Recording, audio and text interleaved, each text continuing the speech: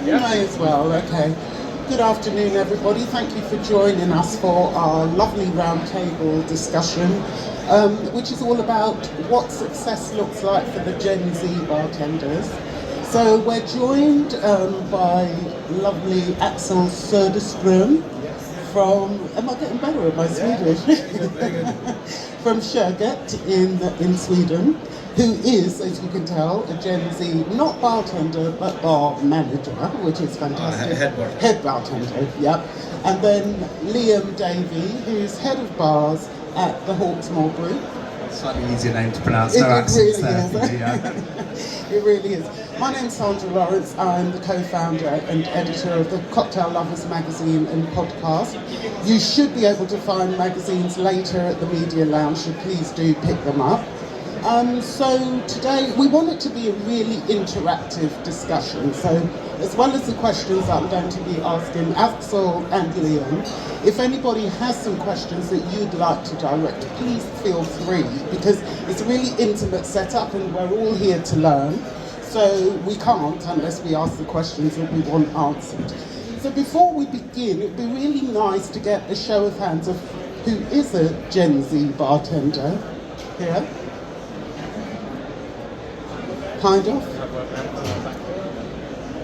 Okay, and who works in a bar and is actually employing Gen Z bartenders? Okay, right, okay, so it's good to know. So also you may have some questions you want to ask Axel, and also Liam, who may be able to help with some of that as well. So we're going to start, the opening paragraph that I've got is, every generation brings new perspectives to the workplace. So why does Gen Z seem so different? According to a recent report by Deloitte, for 4 in 10 Gen Zs and nearly a quarter of millennials will leave their place of employment within 2 years, and roughly a third would do so without another job lined up. Why? And what can employers do to retain them? So let's start with Axel first of all. What do you think the general perception of a Gen Z bartender is? Lazy and with a bad work ethic, I would say. That's the perception of it. Yes, actually, there's 5 things that come up. Let me just tell you. It's reject hard work, indulge in leisure. What was the other things? Right, no. Tech savvy, materialistic, selfish, lazy, arrogant. Is that what you think people think of you? From the beginning, maybe, yeah. But when they see me work, hopefully they get a different perception of me. Absolutely, yeah. We'll hear more of your story, actually. Liam, what about you? What do you think people think of Gen Z bartenders? Well, I can tell you what people think, because when I posted on Instagram that I was doing this talk, the amount of replies I got going, good luck with that, they're all dickheads. So there's definitely a problem, and I hope that my presence here shows that I definitely do not agree with that at all. And I think actually there's a lot. I think there's a lot of really interesting things to talk about today. But I think the perception is overwhelmingly negative. I think we had someone here who said at the beginning they wanted to find out a bit more about how you can manage Gen Z bartending, because there clearly is some generational issues at play. Do you think it's fair that people regard you that way? Because actually maybe you should talk about your journey, because you're not what people think of as Gen Z bartending. Yeah, so I started working in the hospitality business 7 years ago, and 5 years ago I started at Sjöget, which is my current workplace, and I worked my way from a bar back to now head bartender at this place. So that's my road and my career, yeah. And Liam, what about you? What about employing Gen Z bartenders? What's your experience at Hawksmoor? So, I mean, just looking at it from a UK perspective, first of all, one of the things we've noticed that's really changed is employing people after COVID and after Brexit. I think sometimes it's really hard to differentiate where the Gen Z issues are and where the COVID issues are and where the Brexit issues are, because they're all kind of wrapped up into one big problem. I think it's fair to say that without doubt the challenges are much more profound over the last couple of years when it comes to employing and retaining people. I think that's the key thing. It's quite easy to employ someone, but whether they're going to stick around, enjoy their jobs, which is really important to us, offer something back. And I think that a lot of that has got wrapped up in this kind of these tropes around who Gen Z are, what they represent, what their work ethic is, what their values are. And I think in some ways other generations have become quite scared of employing them and what that means. And actually I think there's as much to do with the kind of the way that modern society is playing out as it has to specifically with this group of people due to their age. Yeah, and it is the world in general, isn't it? I mean, Tess, you did say that you're having problems with staff retention, I think. Do you want to explain a little bit what your problems are? I already said it was a very dangerous spot to sit in. The reason why I dragged Leonard here is because we both employ Gen Z, we are millennials, and we do struggle with this a lot. I'm 100% with you. Part is post-COVID problems. Our industry didn't seem like a very reliable industry to work in. In the Netherlands, where I'm from, and where I have my bars, is we had 3 lockdowns, so yeah, a flip-flop government, and all of a sudden you were unemployed again, or it was tricky. And then the Gen Z on top. So I'm very curious to redefine what is a current economical problem and what is something that I can actually maybe do and change in our way of employment to solve this problem. The main problem is staff shortage, which I think is a global problem at the moment in our industry. And Brexit didn't help you guys. Keeping people, getting people isn't per se the problem, but just keeping them happy. That's the summary. Okay. Anybody else want to add anything before we move on this? Because as I say, we want to get questions as we're going along, so we make sure that we answer things as we're going along. I'd like to add one thing to add, because what does success look like? What I'm trying to get from this, if we're asking questions, is what motivates a Gen Z bartender? Because for me, it was always education, network, getting my next step in, or just challenging myself to know more. And I've noticed that that's something I build my bars around to offer that, because I can't compete with the salary that the hotel bars are offering. But that's not what they're going for, seems like. So I'm just more like, okay, what do they want? Well, we asked this question yesterday, didn't we? And also it's about the values. So can you give us some ideas of the values of Gen Z, or Gen Z? I'm British, I don't have to say Gen Z. What are the values? I think that money is a big part of the values that we want. The living costs have gotten so much higher in every major city in Europe and in America. So you have to make a lot of money to be able to even live, or live up to standard, to the living standard. Then I think a lot of people want to become bartenders very fast. They want to go the fast route and don't want to put in the hours as a barback, work 14-hour shifts where you prep the station, prep everything for the bartenders. They want to be there quick, and when you go to bartending quick, you miss out on a lot of information that you learn throughout your years as a barback, and you earn less money as a barback.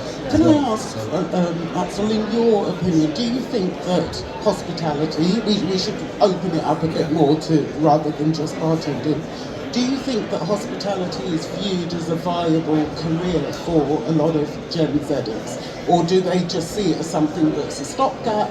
You know, you're talking about things that are moving a lot quicker, so they don't want to go through the training process. But is it seen as something that is regarded as a career? I think it's regarded as a career, but it's not that attractive to the younger people. It's a job that you do during your studies, a way to earn extra money, and therefore a lot of people choose the path to be a waiter or a waitress, just to make more tips. And since it's easy, I won't say it's easier to be a waiter, but you can learn it faster, and it's a quick route to earn more money in this industry. Liam, what's your experiences here? I think it's interesting. We were talking about this a little bit yesterday. Sometimes I think people who own or run bars think we have this divine right to a pool of people who are going to come and work for us. And actually, in the modern bar industry, there are so many ways to make money that aren't bartending, bar backing, spending 2 or 3 years learning a craft. You know, and actually, is that always in everyone's interest? You know, I think if you're a 20 to 25-year-old coming into the industry, you might see content creation, you might see all sorts of different things, working for a brand, all those kinds of things as ways of making money in the industry that don't involve working late nights, working in a toxic working environment, earning better money, all those kinds of things. And I think, you know, we have this very kind of old school attitude that the only way to really do it is do your 2 years as a bar back, then you become a junior bartender, and this is the way you go through. And I think what Gen Z are telling us with their actions is that maybe this isn't enough for them, and for quite a lot of them they just don't want to go down that path. Not all of them, but quite a lot of them, I think. Okay, that's fine. Right, so what would you say the positive things that Gen Zers have brought to the workplace? Before we get on to more of the negatives. No, I've got lots of. That was a positive. I felt that was a positive thing.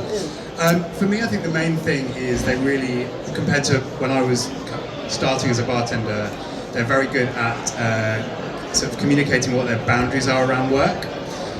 So I think one of the key things we found post-COVID was it was really hard to get people to work more than 40 hours a week. And you know what? Working more than 40 hours a week on your feet kind of sucks. So I kind of really empathise with that. You know, I wish I'd had the balls to stand up to my bosses when I was working 55, 60 hours a week and coming in on my days off and saying, do you know what? I work 40 hours a week. I wish I had the confidence to be able to do that. And I think they have taken the fact that we are working in an industry that has staffing shortages, and they said we have some power, and this is how we're going to use that power, and part of that is by conveying boundaries. I also think some of the values which a lot of us sometimes can find quite difficult to engage with are things that have helped with things like sexual harassment in the workplace, toxic work cultures, all those kinds of things. You know, we talk about the great resignation and quiet quitting, all these sort of buzz phrases, but what it is not accepting bad workplace practices, and sometimes that can be quite difficult for us as operators, but actually in the long term it's going to make our workplaces considerably better, I'd say. Axel, what would you say, because we've spoken a bit about some of the values, but I think also we did mention yesterday, health and well-being is one of them, so can you just expand on that, or what you're finding that some of the Gen Zers are bringing to your workplace? As Liam said, the people don't want to work 40-hour weeks, that's a very important part, and people don't want to work 14-hour shifts either. Even though you get a full-time job in 3 days if you work 14 hours a day, it's not that attractive. And people are more aware of their health and their mental health. Liam touched a bit on it yesterday, like you have mental health first aiders at their workplace. This is something that we don't have at Shoget because we're in such smaller scale, but we are we're like a family. I know every workplace says this, but first time I stepped in the doors at Shoget and did my trial shift, I felt so welcomed and so inspired to stay because everyone was so friendly and welcoming from the start. And that's a super important thing, I think, as well, to keep staff.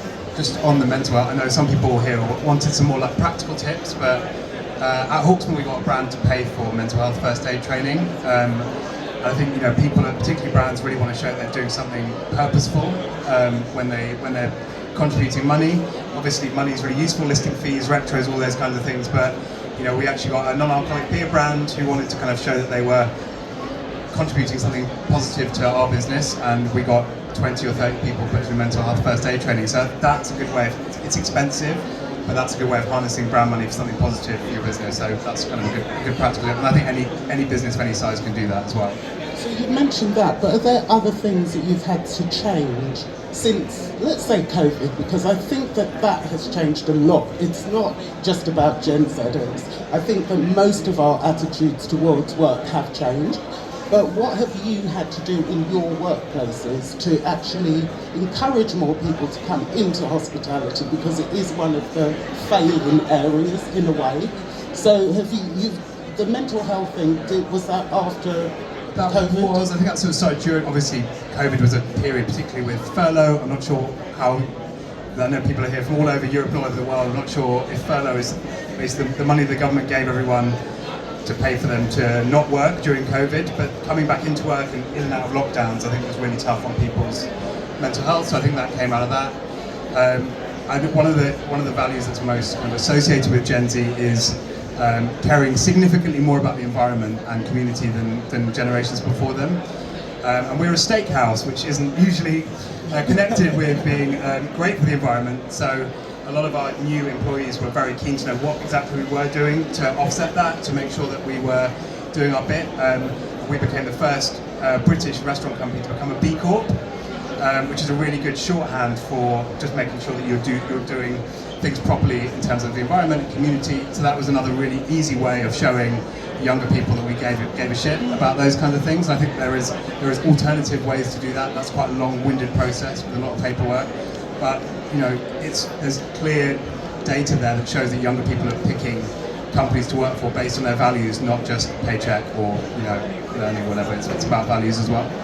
And Axel, because you are employing, you're a Gen Zer, but you're actually employing Gen Zers. So have you had to switch up any of your employing techniques or tricks, or? I try to do like tiny things on a daily basis, small things like being nicer or not as harsh to my barbacks as maybe my bartenders that I was taught from were to me. Like those only small things that make people feel more welcome. And harsh as in what do you mean? Yelling at me. I could go home from work almost crying because I had a hard shift. People told me I wasn't shit and that I was bad at my job, even though I thought that I did a really good job that day. But it was just during the service and people were shorter and harsher. What did they think it was tough love or something? Yeah, exactly. Right. Yeah. Okay. So Something you've gone like the that, opposite. I tried to be short and precise in what I say, but not as harsh, or not in a rude way, or any like oppressing people. And any other things? Have you had to raise salaries or do anything in order to keep people? Yeah, I think everyone has had to do that because people are so keen to switch jobs because you can switch jobs like every 2 years to get a higher salary. So yeah, we've had to raise salaries as well.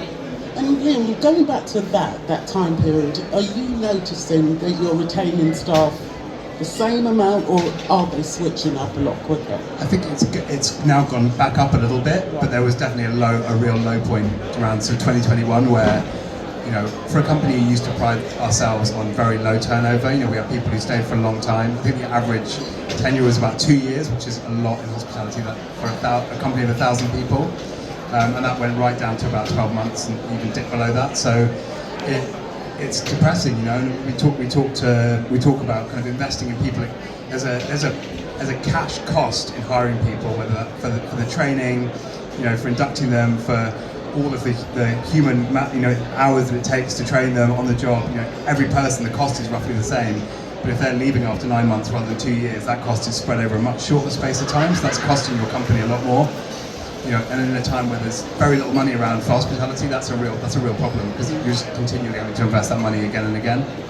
I'd like to, because you're a Gen Zer, I'd love to get your opinion on, you're from Austria, is that right? Yes. So tell us your experience and also about how you feel that you're perceived and how you perceive yourself. So as I started bartending, I was 19 years old. And let's say for the first 2 years, I learned really a lot from my colleagues. They were really helpful and they're really good bartenders, let's say like this. But the thing is, as I gained more confidence and more work experience, I felt like I was a bit like, how do I say it? The older guys from the restaurant, for example, thought I was like some idiot that didn't know anything. It's a bit depressing. So you felt undervalued? I'm undervalued because of my young age, even though I got more experience than other guys, just because of my age. So it was very unfair, I felt. I can relate to that as well. A lot of people look down on you just because you're young, not because of what you know. because you could know more than the bartender standing next to you, even though you're a barback or an aspiring bartender. And what do you look for in a workplace? What would be your ideal scenario? My ideal workplace would be a place where I can do my own stuff, so I can do my creative stuff. Of course, I have to look for the cost, and it doesn't cost too much, and it generates good revenue. But okay, so just the first thing. The second thing is like good work hours. So I don't work, let's say, like more than 50 hours a week, because I had that with staff shortage and so on. If you work your 8th day in a row or something like this, 7th, 8th day in a row, it's just not good, because you can't produce a good product, and if you're in service, you can't do good service, because you're just exhausted. Who else did we have that was a Gen Zer? Yeah? No? Okay. I think he left us. He was standing over there. Oh, that's a shame. Okay, so what can be done, do you think? You know, it's just like, we've got to break down these barriers of labels, but what can be done to attract a younger workforce and retain them as well? Yeah, I think it's the obvious answer is money, right? That's the thing. I think when we found in the past, you're unable to. You're basically unable to bring people in. The easiest lever to pull is to pay people more money, and that straight away brings people in. But it's a short term fix, and I think that probably is a question that is the hospitality industry fit for purpose at the moment in the long term for what Gen Z are looking for. We touched on this again yesterday, which was perhaps people need to think a little bit more carefully about growing too quickly, given that we have these staff shortages that probably aren't going anywhere anytime soon. And so people who are, and I know talking from a multinational restaurant company, that might sound a bit hypocritical, but trying to grow in a way that's sustainable and organic in terms of the people side of things is really important. I think if you're the kind of company that's thinking about opening 3 or 4 or 5 bars in the next year or so, think really carefully if you're able to deliver your product to the level you want to do it with the current situation, because it's quite likely it's not going to change anytime soon. It's a lot of new places opening as well, so people have a lot of places to choose from. This creates a wage. What do you say? Wage spiraling upwards. So don't open more places. No, but. Yeah, but yeah, there's a lot of new places, and opening all the time, closing all the time as well. During COVID, a lot of places closed up, and now we're seeing like a lot of new places popping up all over the world. You're opening a new place, aren't you? We are. As a bar manager, so my restaurateurs tours are opening a new place in Stockholm, and that's going to be my next step of my career. Okay, and can we talk a bit about training? You do training in-house, do you? Yeah.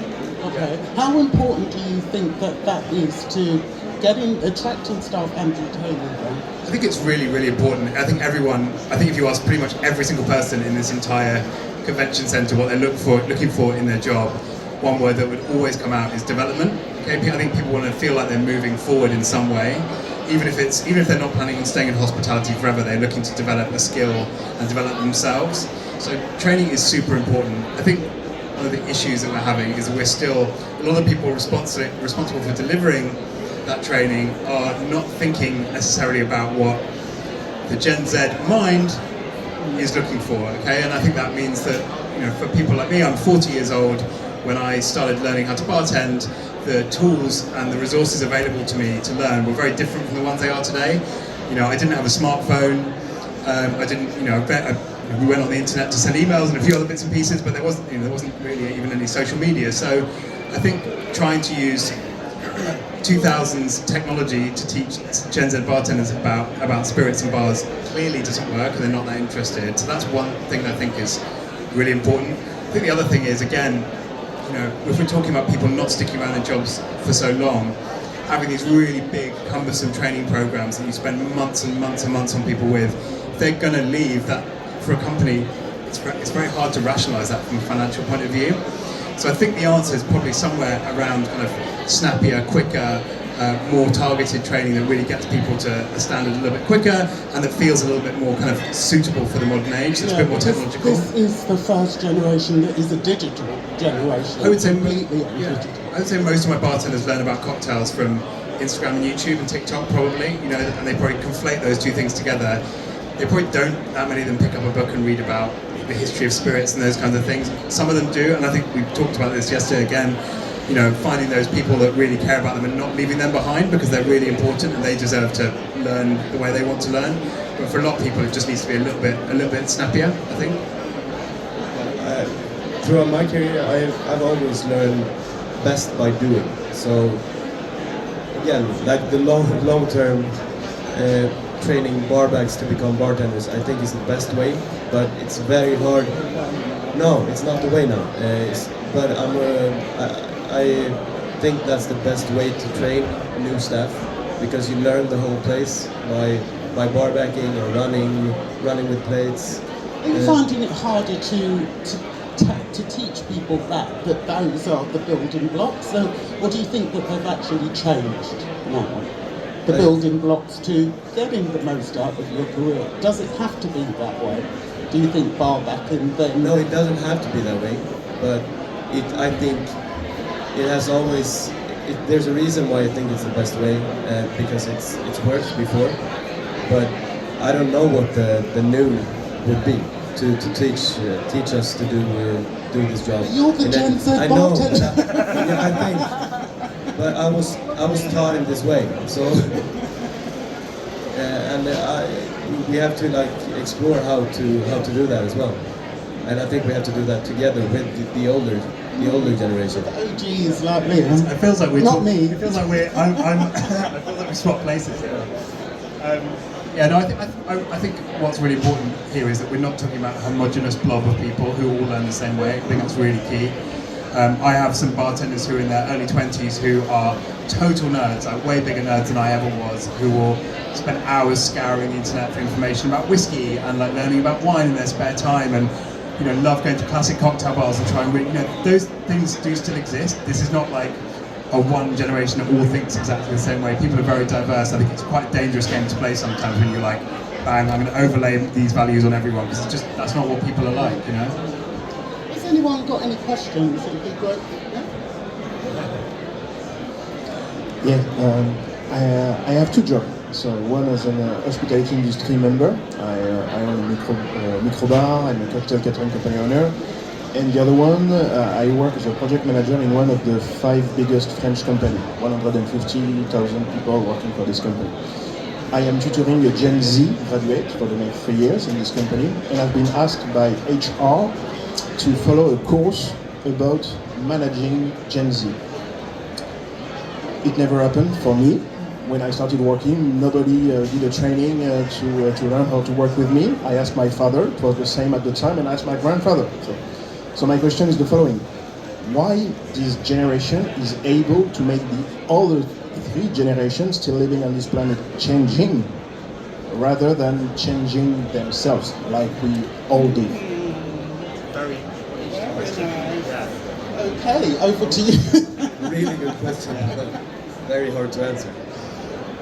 I mean, that is an incredible question. I think there is a self-awareness about Gen Z. I think that's what we're talking about here, right? They've got the balls though. I think there's a lot of the things that we wanted to say that we were afraid to say, and I would say that's an age thing. It comes into sex as well, because as females we've had that. Colour, all sorts of things that now people have found their voice, and it's great that the Gen Zers are getting other people to find their voice as well. But I think they're not saying that much different to what we all want. But I'll go over to you. I think, it's Johan, yeah. I think there's definitely a bit of an element of, for Gen Z, they've just come out of COVID, they've just come out of a pandemic where they've been probably the most screwed generation. You know, they had their education, their work, their early working lives. I think one of the things that made me really sad during COVID was, you know, lots of people who were a little bit older and better off were like, I love working from home, it's great. Well, when I was 22, I wouldn't have loved working from home because my flat was a shithole, to be completely honest with you. So that's one thing. Secondly, they're much less likely to be able to afford a place to live or buy a house than any other generation, so they've got that to contend with. And I think thirdly, they're facing the real degradation of the planet in their lifetime, right? They're looking at the climate crisis happening, it's going to happen to them. So I think if I was 22, 23, I'd be like, do you know what, screw you, I'm going to ask for what I want because I didn't get anything else. And I think they've found their voice due to all of the other things that create a social contract, right? You work hard, you get ahead, you get treated, all those kind of things. They've gone, so I guess they've just gone like, well, okay, this is what I believe in, this is what I'm going to fight for. And I think fair play to them, absolutely fair play. I would do the same thing in their position. I don't have anything to add. That was a really good answer. But also, I think that they've witnessed other people's burnout as well, and they don't want to see that for themselves. And they have found the voice, and they've been vocal enough and brave enough to actually put their foot down and tell people what they want. And I think that everyone's behind it, because it's not saying that you want to be rewarded for what you're working for. That's not unreasonable. Saying that you want people to recognise the mental health aspects of things, that's not unreasonable. It's these things that all of a sudden it feels that they're self-entitled, but actually they're just speaking up for themselves. So I think they should be applauded, actually. I wish that I'd done it. Yeah. Any other questions, please? I'm Martin. I'm currently a general manager in Chester, UK, where we recently opened a new bar. It's a year ago. All my team is actually doing that. So that's the reason why I'm here, trying to figure out how to actually approach that. But I also have experience originally from Czech Republic, where I learned how to be a bartender. And just to follow up on that, I also genuinely believe that generations that right now, as you said, it's globally, there is a social media, it changes everything. But also, currently in this generation, you can make money way easier than just being 14 hours or 40 hours standing on your feet and working really hard. And I'm talking about being Instagram, whatever, how is it called nowadays, I don't even know, influencers and everything like that. So my kind of question is, genuinely, I know we already talked about it a little bit, but especially in UK, how am I supposed to explain to those people that it can be a career? Because I feel like they just don't respect that, they don't understand it. I can try as much as I want, and I believe in motivation. Fortunately, my team still stays with me. It's been a year. A couple people left, but the heart is still there, and I'm quite satisfied with them. But they all are students, and they know that they're gonna leave the industry. When I started bartending, that's 13 years ago, I feel like the team I started with, and even in Czech Republic, the other bars, people genuinely respected it as a career. And I believe that generations and generations ago, it was more respected. I feel like the generations that right now wants to be respected, but the jobs they have currently as a bartenders, it's not respected. So how could we change the perspective and the view of customers in general about our industry? I feel like if we change that, the generations that the employees would be inclined to stay longer in that. So how can we genuinely change the respect in the industry? Does it make sense? What do you guys think? I think if there was a single answer to that, then we could probably pack up and go home. So it's really complicated. I think one of the issues with having an industry that's short of people is that as a result, whether we mean to do it or not, we tend to lower our standards slightly to make sure that more people can get over that fence. And I can speak just from my own experience here. I run 12 bars. I don't run the teams, I look after the bars themselves, and I look after the bar managers, and I've seen the difference between someone who hasn't allowed their standards to drop and really keeps like a pace-setting environment and really communicates standards and shows they really care, but also creates kind of a family atmosphere and the idea of mission, right? So you're aiming towards something, rather than someone who's basically just trying to be a nice person and keep them all together, which, to be fair, is what I'd do if I was in that situation. So I have a lot of sympathy for it. But I've seen groups of young people, the same group who might have been demotivated, become really motivated under someone who has gone like, we're not going to let the standards slip, we really care about this. And they convey their own passion, but do it in a way that's friendly and familial. So it's really hard. You said it's students. sometimes there is no easy way, but I've definitely seen two separate groups of people managed in different ways, reacting in a very different way from that age group. So I think it can be done. Can I take on to this? Because education is one thing I struggle with. I'm a firm believer that if you understand where something comes from, that you understand the whole picture. And the fact that we need to change the way we educate, like we already don't do bar backs, I think that was already not what we did. But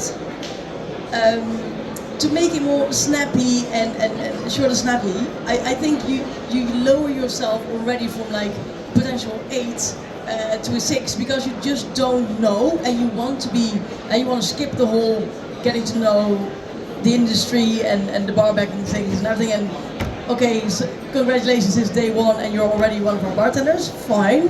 But then to also not want to actually put in the work and read a book, he's like, okay, but that means lowering our standards, right? So how can we have the level we want with a almost zero, in my opinion, educational program? Because it needs to be a summary of 5 minutes.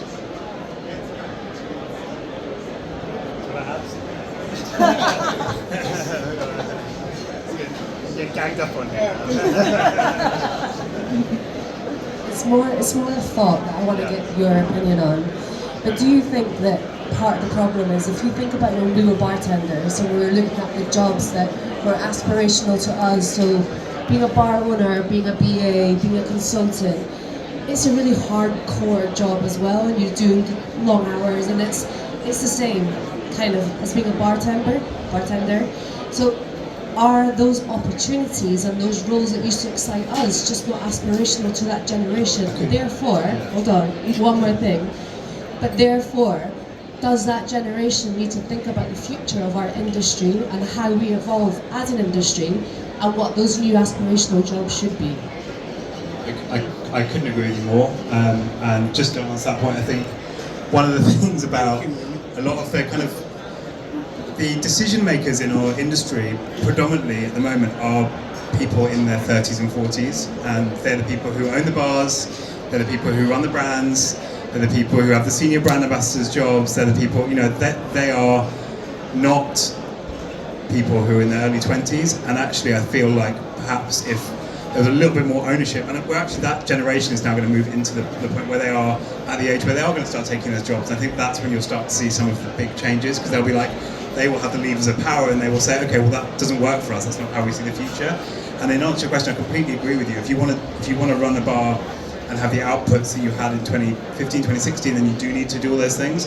And maybe there is room for some of those places, but I don't know there's room for as many of those places as there maybe used to be. So the rest needs to go back up. But also, you brought up yesterday that you thought it's about the way they're presented. So maybe rather than having a 40-year-old presenting it, might be a younger person doing the bar education programs, just so it makes it more relatable. And then going back to the brand ambassador thing, I'm not sure, we're still talking about the whole hierarchy or the whole career process here, so we've just got to start re-educating on that. Yes, sorry. We're trying that now. We put a younger bartender in charge of the education program of all the bars and restaurants. Yeah. And it actually works really well.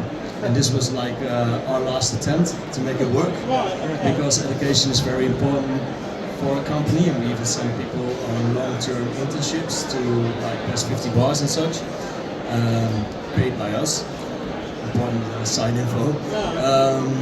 And now we have one of the youngest bartenders who is really keen, like really nerdy on getting all the information in, which I relate a lot to back in the day when I was younger. And it works really well. So it's actually a good point. Like we tried it as a last resort to get our education program going. And they're related to it. Yeah, and we like I used to do it myself together with one of the head bartenders who was also close to 40. And at some point we started to lose everybody on the educational program, including myself as one of the owners. So it is an interesting... So is it the same education but just delivered by a young person, or just done in a different way? Exactly the same education, because we still overlook it, but brought in a different way. Presented totally differently. maybe it's a person that you look up to more that's closer in age to you. If you close the age gap, maybe you're more relatable to the person you're teaching. In our case, apparently, yeah. That's great. That's good to know. Who's got another? So me as a Gen Z, I've realized that there are three options to be successful, like Gen Z guys. The first thing is brand ambassador, owning a bar, or being a bar manager or head bartender in a really good bar. But these three things are very hard to achieve. For the brand ambassador, you need really good connections. For owning a bar, you need a lot of money, to save a lot of money. And we all know that in the bar, you can save a lot of money, but then you won't be able to spend that money for yourself or for fun things. And yeah, and being a bar manager, it's like you have to hope that the bar manager quits or something, because it's like a bit gate kept. So what is your career trajectory? Or is that, we'll go to Axel as well, and to you, another Gen Zer, I haven't forgotten you. But is it in the same way that you actually have a 5-year plan or whatever? Or is it much more live for now and see what happens? What would you say? So I worked hotel bars in my life, and right now I'm in a hotel bar where 2 of my previous bar managers left. Now there was an opportunity that I could get a bar manager position, but my colleague got it instead, but I'm like vice bar manager basically. And yeah, so that's my history, and for the future I'd love to open a bar, but I also have a bar concept and everything, but the funding is the big problem. So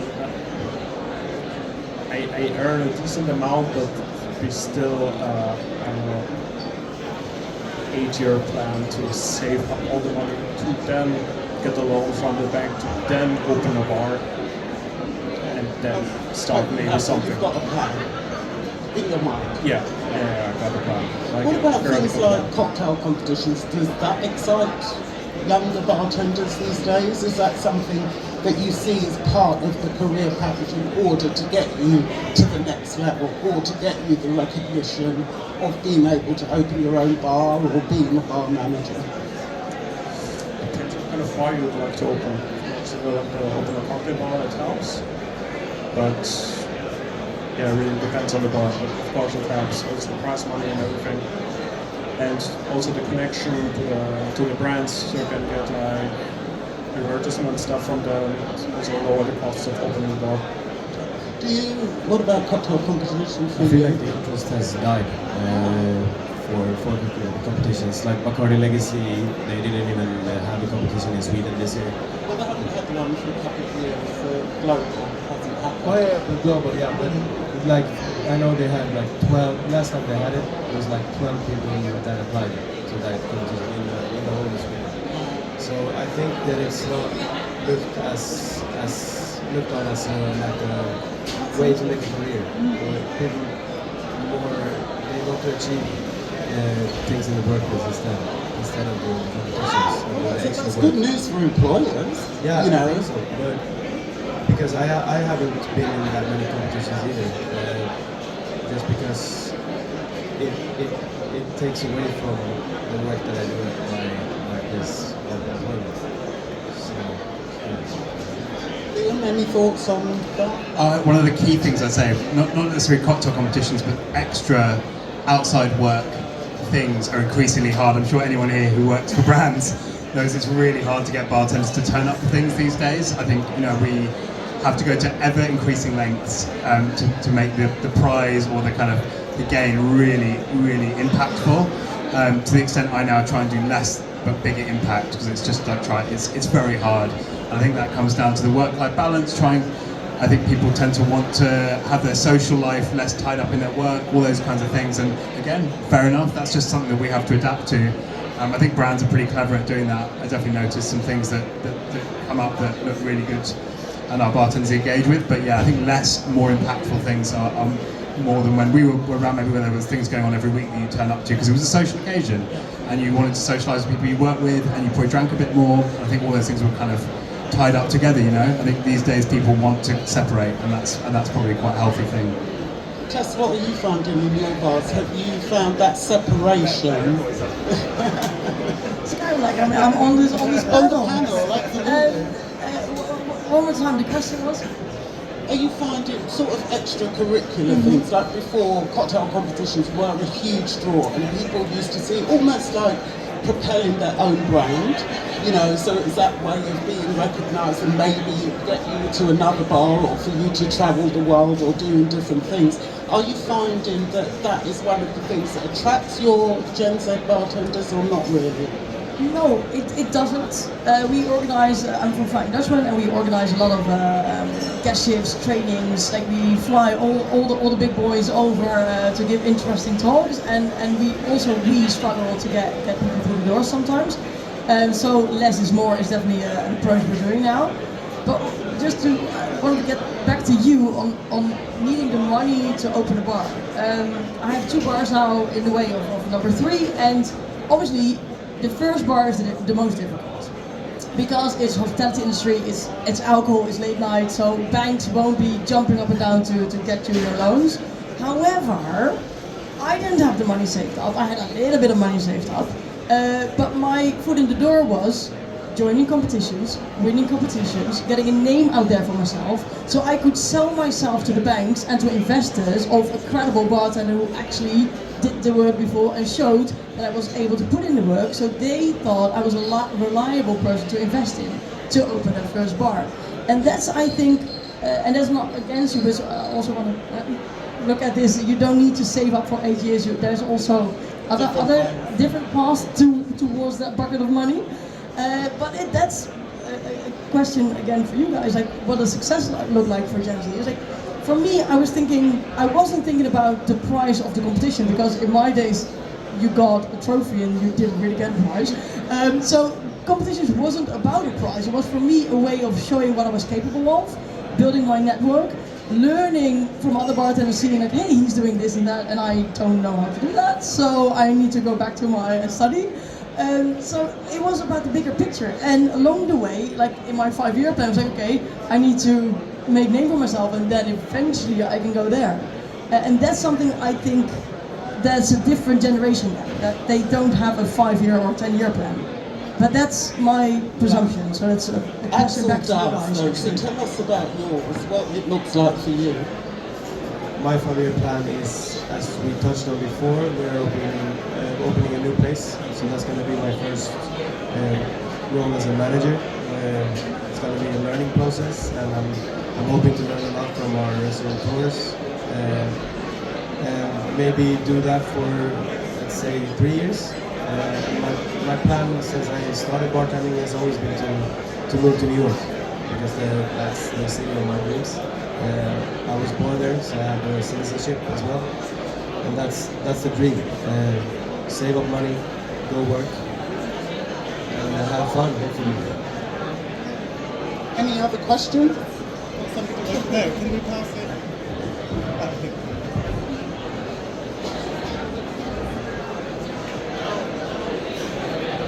Hello everyone.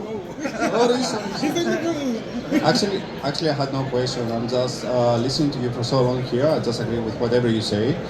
I just have to say actually that from my point of view, from my eyes, what I see from the new generations, they're getting quite spoiled from the social medias and everything. They don't really have a plan, as we say for so long. They don't really want to do.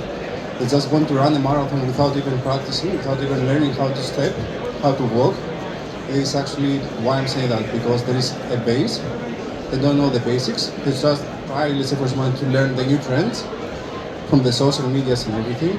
And then, I mean, the best educational system is actually traveling around, just visiting bars, visiting people, just talking, discussing, competitions. As I said, I mean, the most of the people just going to competitions for the prizes. They don't really check around, they don't really discuss with people there, they just pretend to be the best of the best without even, let's say, for example, having a look around, learning from the rest, because actually it's a learning process. as I said, let's say for example, obviously we cannot know anything and everything. We just, let's say for example, there are so many trends, and it's really good that a lot of people from a lot of competitions, they are coming together, and then they can find out a lot of trends from different places, where let's say for example, you have to travel around and you have to see them. And the most of the people actually just tend to close their eyes and pretend to know everything, instead of going back home and practicing, learning, and improving. Or even the most important thing, actually, they're afraid of asking something. If you don't know something, it's really good actually to ask. I'm really sorry, I don't know that. Because with asking, actually, I mean, you can easily get that knowledge from someone. You can get a clear explanation without even searching for it, or actually can open your eyes without even do the research. And then you can go back home, you can go back to your bar, you can go back to your friends, to your mentors and everything, and you can discuss about the things that you saw. No, carry on. But I wanted to ask, are you a bar manager, bar owner, bartender? Where do you fit in? And what are your experiences? Because you're speaking like you've done this firsthand. To be honest, actually, I don't like the labels. I don't like the positions or whatsoever. I just say actually that I'm a passionate bartender or a hospitality person, that I love what I'm doing. I love actually improving. I love traveling a lot without actually taking photos and tagging the locations, because the most of the people nowadays actually they're just going to bars, they just see how they can take the best photo out of it, and then they can post actually, you know what, today I'm the flying Dutchman. And then they post, you know what, you see I'm just traveling from bars to bars, or let's say today I'm at BCB. Because the most of the people that I see around, they just go around taking photos, posting on Instagram and everything. They don't really go around making questions, learning about the brands, actually communicating, connecting with people, which is very important. This is why actually it's BCB. I mean, I see a lot of people around just smoking outside, not going around. Yeah, I mean, this is very important, because actually you do have a lot of individuals with various backgrounds and very interesting people. Obviously, you don't know me. Maybe not all of you didn't know each other before. Maybe you just met here, but you do have really nice actually ideas. You do have really nice backgrounds, and it's really good actually putting all of that knowledge together. And this is actually a very good educational system that everybody should attend. But unfortunately, there are not so many people around, and this is the sad story, because the most of the people they're outside taking photos, making stories, and everything. So I would say that the newest generations, they are quite spoiled. But I do understand because actually, I mean, I'm part of the newest generation as well. I'm quite young. Yeah. Oh, no. But because you speak, you first-hand experience, obviously. So, what would you say? What have been your biggest problems with retaining staff where you are? I mean, obviously I was a bar manager somewhere. I just ran a couple of bars, and the biggest problem is actually new people coming to hospitality industry thinking that it's quite easy, thinking it's actually a really nice lifestyle. Why? Because you can take a lot of photos, you can make a lot of connections, but with a bad way connections. And then they don't really try to build a base, so they don't really want to learn from the beginning, because actually the learning process is quite huge. It's like the alphabet. You cannot read a paragraph, you cannot read a book without even having mastered the alphabet, so it's very, very difficult. And then you see people actually tend to start the bartending career or hospitality career with the latest trends, and then they get actually quite disappointed because they cannot follow up, and then let's say for example they just come into very awkward positions just because actually they don't have the fundamentals to support this thing. And this is the saddest thing. So you do see this rotation. People not appreciating actually hospitality because they think hospitality is a star place. Yeah. But hospitality is actually something that takes a lot of nerves, a lot of patience. It's a lot of investment, personally, financially, and mentally, physically, and everything. Because it's like all the rest of the careers as well. If you want to be a programmer, you need to start from the basic, and then you need to build